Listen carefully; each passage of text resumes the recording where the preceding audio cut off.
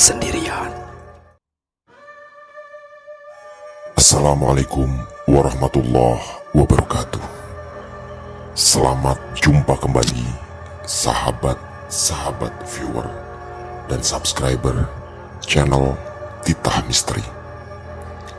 Kali ini kami akan membawa sebuah kisah misteri yang adalah lanjutan dari kisah misteri di video kami sebelumnya, yaitu Kutukan Pewaris Ilmu Santet Part 3.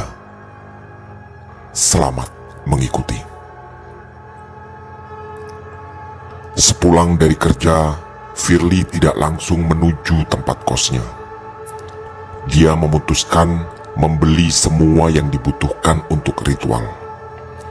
Entah ingatan dari mana, tiba-tiba dia sangat hafal di luar kepala apa saja yang dibutuhkan untuk proses santet. Padahal hanya sekali, itu pun sekitar hampir 7 bulan yang lalu, neneknya mengajari tata cara melakukan semuanya. Sepertinya ilmu hitam itu benar-benar sudah menyatu dengan dirinya. Firly melangkahkan kaki dari satu penjual ke penjual lainnya.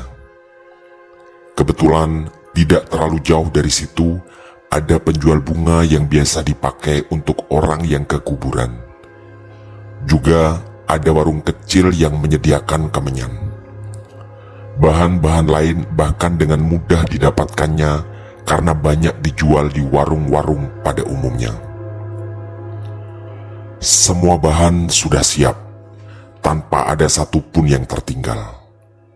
Firly masuk ke kamar dan pintu pun dikuncinya. Sempat ada perang batin. Dia tidak ingin melakukan ini. Tapi kemudian bayangan kejadian mengerikan yang menimpa neneknya kembali muncul. Dimusuhi warga, diusir dari satu desa ke desa yang lain, rumahnya dibakar, dan jasadnya pun seperti tidak diterima bumi. Firly duduk merenung. Kegelisahan segera menyelimutinya. Diamatinya satu persatu bahan ritual. Dengan seksama, dia memusatkan pikirannya di sana. Tiba-tiba, dia merasa tidak sedang sendirian di kamar. Bulu kuduknya merinding dan dia yakin ada makhluk lain yang sedang menemaninya. Seperti ada seseorang atau sesuatu di belakangnya. Masih diliputi rasa takut, dengan perlahan dan sangat hati-hati, Firly membalikkan badannya.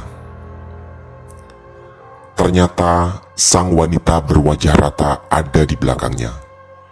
Wajahnya menghadap tepat ke wajah Firly. Wajahnya yang rata kemudian perlahan memerah, memunculkan bercak-bercak darah yang makin lama makin melebar. Tak ada kata-kata yang dikeluarkannya. Suara pusaran angin kecil tiba-tiba mengisi ruang kamar Firly. Si wajah rata kemudian menengadahkan kedua tangannya. Tak lama kemudian ada sesosok mayat di sana. Si wanita berwajah rata seperti sedang mengangkat mayat seseorang. Firly segera memalingkan muka karena pemandangan yang sangat mengerikan itu. Ada rasa takut dan mual. Tapi perasaannya mengatakan si wajah rata tidak bergeming dan tetap berada di sana. Dengan rasa penasaran yang luar biasa, Firly kembali melihat mayat itu. Diamatinya dengan seksama. Ternyata wajah si mayat itu adalah wajah Firly. Ya, Firly melihat dirinya sedang diangkat dan sudah menjadi mayat. Firly berusaha berteriak ketakutan, tapi tenggorokannya seperti tersekat sesuatu. Si wajah rata yang sedang mengangkat mayat dirinya perlahan melangkahkan kaki semakin mendekatinya, seakan memaksa Firly untuk menatap mayat itu lebih seksama. Firly makin yakin mayat itu adalah dirinya dengan wajah dan tubuh penuh luka. Suasana mengerikan itu berlangsung cukup lama, sampai terdengar lagi pusaran angin bersama menghilangnya sang wanita berwajah rata. Sesaat sebelum sosoknya benar-benar menghilang dari pandangan, terdengar dia berbisik, "Ingat 7 purnama." Firly tiba-tiba merasa kesadarannya kembali utuh. Dengan memeras otak, dia berusaha menerjemahkan apa yang baru saja dialaminya. Akhirnya dia sampai pada satu kesimpulan. Si wanita berwajah rata datang dengan membawa peringatan dan ancaman keras. Purnama ketujuh tidak lama lagi. Jika tidak ada korban dari ilmu terkutuknya, nyawanya sendiri yang jadi taruhan. Seperti gambaran yang baru saja disaksikannya. Dalam perang batin yang makin kuat, Firly memantapkan keputusan besar dan berat. Robi harus jadi korban pertamanya. Firly menarik nafas sangat dalam dan berat. Perlahan tapi pasti, hatinya makin merasa mantap.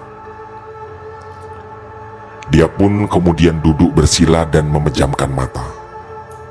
Seperti yang pernah diajarkan neneknya, lalu komat kamit membaca mantra yang entah kenapa sudah dihafalnya di luar kepala, sambil ingatannya dipusatkan ke wajah Robi. Dan semua prosesi ritual dijalaninya dengan khidmat, tanpa ada satupun yang terlewatkan. Firly, si anak desa yang selama hidupnya harus mengalami sendiri dan menjadi saksi banyak sekali kejadian aneh dan mengerikan, kini benar-benar menggunakan ilmu terkutuk itu. Angin malam yang berhembus dingin menjadi saksi ritual yang dijalani Firly. Firly pun membuka matanya setelah semua ritual selesai dilaksanakan. Ada perasaan aneh yang tiba-tiba datang. Rasa mual dan pusing yang dari kemarin mengganggunya hilang sama sekali, entah kemana. Dia makin yakin, mual dan pusing kemarin bukan karena sisa air pel yang diminumnya, tapi karena ilmu terkutuk dalam dirinya yang menuntut untuk segera memakan korban. Entah kenapa, setelah semua ritual yang dijalani, rasa penyesalan berhasil dihilangkannya. Awalnya muncul rasa itu, tapi lama-kelamaan semua tertutup oleh rasa puas karena ritual yang cukup lama dan melelahkan berhasil diselesaikan. Ilmu terkutuk itu benar-benar menguasai jiwa Firly. Kemudian keletihan luar biasa menghampiri raganya. Ternyata ritual pertamanya benar-benar nguras tenaga. Naluri menuntunnya untuk segera beristirahat sambil menunggu hasilnya besok pagi. Perlahan, kejadian-kejadian di desa kembali terbayang di pikirannya. Ada rasa penasaran tentang siapa sebenarnya wanita berwajah rata, tapi semua segera tak dihiraukannya. Yang ada di benaknya kali ini adalah perjanjian di 7 purnama pertama telah berhasil dilaksanakannya. Sesaat sebelum alam tidur dijelajahi, terdengar suara pusaran angin kecil. Tak ada apapun yang terlihat. Hanya sayup-sayup terdengar suara tawa renyah yang mirip dengan suara si wanita berwajah rata. Tawa itu melengking, mengerikan, tapi sangat jelas. Itu adalah suara tawa penuh kepuasan. Firly berusaha memejamkan matanya. Besok pagi dia harus masuk kerja dan dia harus segera tidur. Tiba-tiba Firly merasa ada di suatu tempat yang asing. Seperti sebuah kamar hotel yang letaknya entah di lantai keberapa. Yang jelas, dia harus memandang jauh ke bawah untuk melihat jalan. Ada dua sosok yang terlihat sedang berbincang di sebuah bangku panjang di pinggir jalan. Firly memicingkan matanya untuk fokus memperhatikan dua sosok itu. Tidak terlalu jelas, tetapi ada keyakinan di batinnya bahwa itu adalah sosok Mbah Sarmi, neneknya yang sedang berbincang dengan wanita berwajah rata. Suaranya jelas tak terdengar sama sekali, tapi sepertinya mereka berdua sedang berada dalam percakapan yang sangat serius. Sempat ada perasaan takut, tapi Firly terus-menerus memandang kedua sosok itu. Tak lama kemudian, dengan tiba-tiba kedua sosok itu menoleh ke arahnya. Dia semakin yakin itu adalah Mbah Sarmi dan si wanita berwajah rata. Sempat beradu pandangan beberapa lama, sampai akhirnya Firly pun tersadar bahwa itu semua adalah mimpi. Ketika langit Surabaya perlahan menunjukkan warna terangnya. Firly segera mandi untuk mempersiapkan aktivitas hari itu. Pagi itu, seperti biasa, Firly berjalan kaki ke tempat kerjanya. Suasana pagi seperti biasa. Banyak orang lalu lalang dan tidak ada perasaan aneh apapun yang dirasakannya. Sekitar 3 menit setelah kedatangannya, salah satu temannya yang lain pun tiba. Namanya Momon, teman kerjanya yang berasal dari Banyuwangi. Selama ini Momon cukup baik kepadanya. Tidak pernah ikut membulinya seperti Robi dan teman-teman yang lain. Hanya saja, Momon juga tidak cukup bisa membantunya ketika harus berhadapan dengan Robi dan komplotannya. Momon kemudian mengabarinya bahwa Robi tidak masuk kerja hari itu. Katanya tiba-tiba dia sakit perut tadi malam. Mungkin butuh beristirahat atau ke dokter ketika nanti sakitnya makin parah. Firly hanya terdiam mendengar itu. Ingatannya langsung tertuju pada ritual sangat melelahkan yang dijalaninya tadi malam. Hanya sakit perut, tanyanya dalam hati. Dia mulai khawatir mungkin ada yang salah dengan langkah-langkah dalam ritualnya. Dia pun berniat akan mengulangi proses ritual nanti malam, agar ilmunya benar-benar berhasil dan dia sendiri tidak harus jadi korban, karena purnama ketujuh akan segera tiba.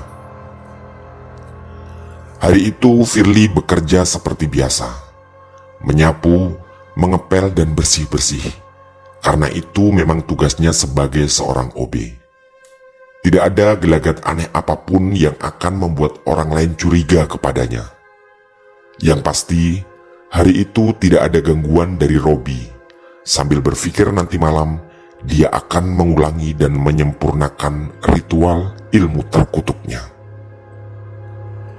Waktu berjalan kembali dan jam istirahat pun tiba.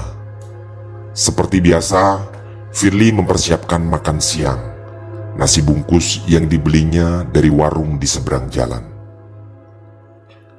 Hari itu dia ditemani Momon di ruang belakang, tempat di mana kemarin siang Robi datang marah-marah dan menendang nasinya hingga berserakan.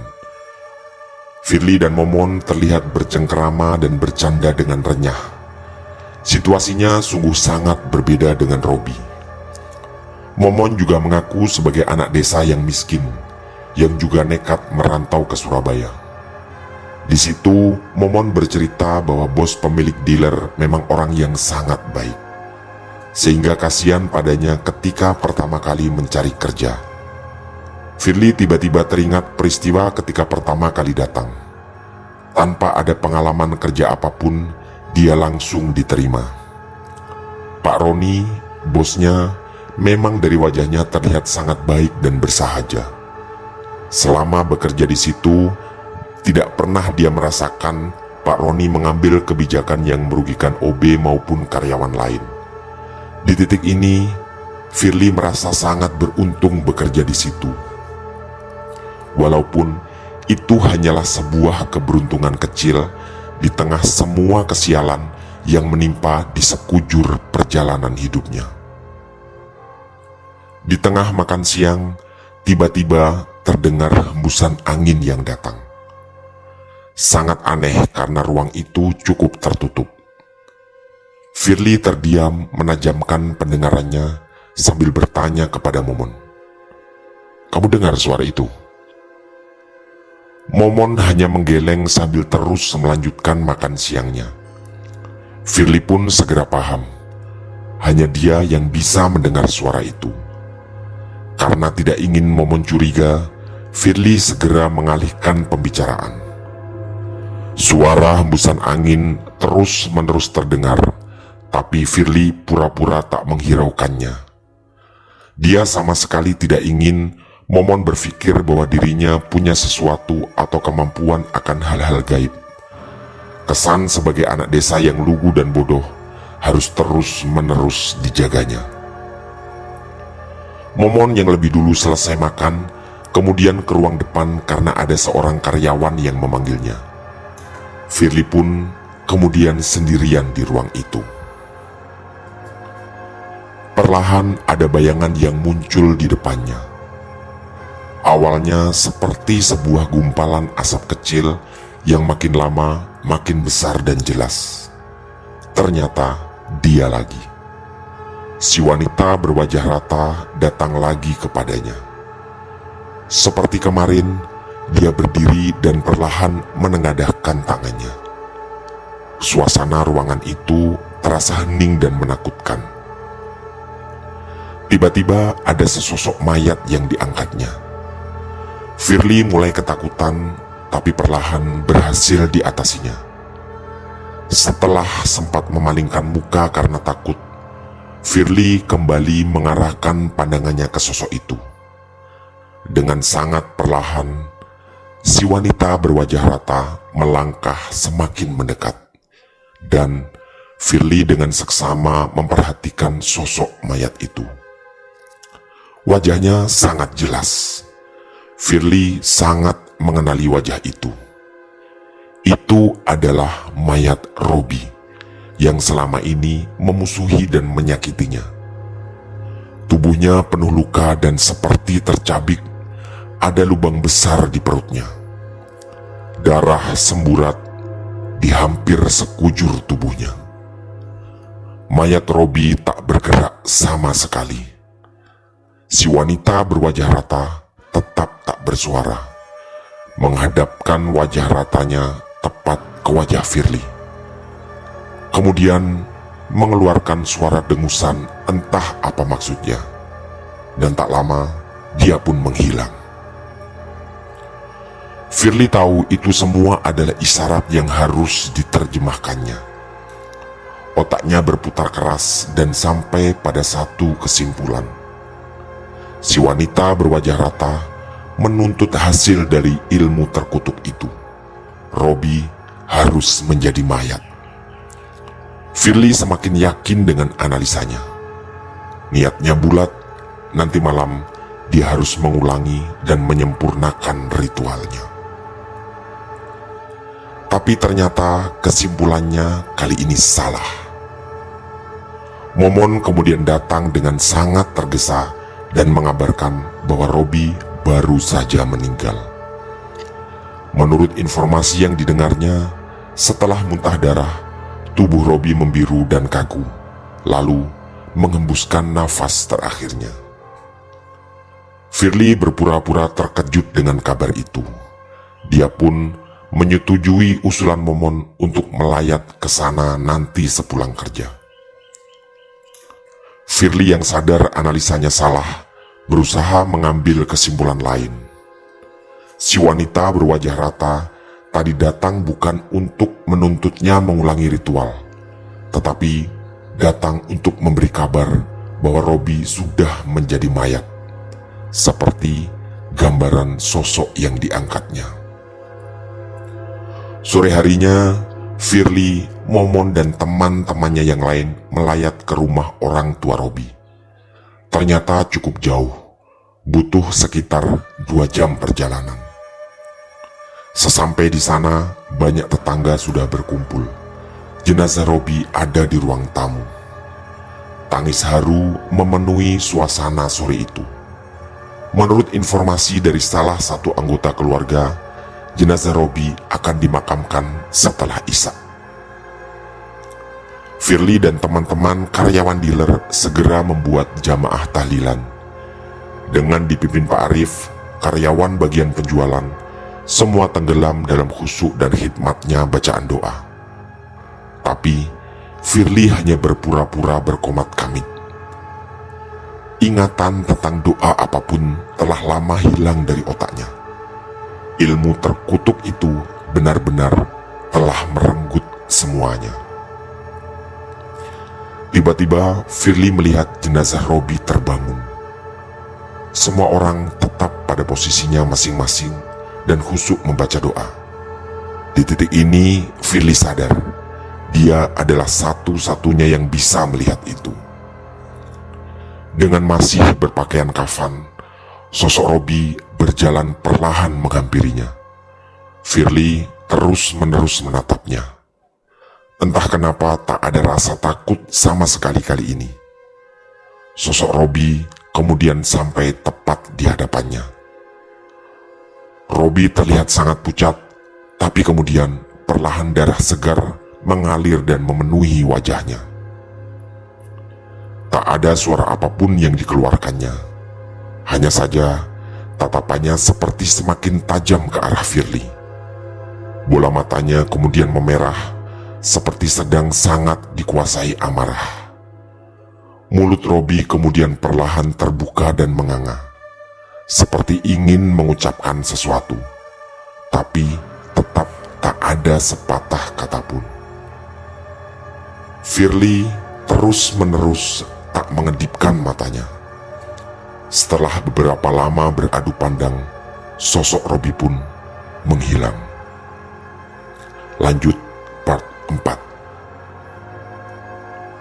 Demikian kisah misteri dari kami, Kutukan Pewaris Ilmu Santet part 3.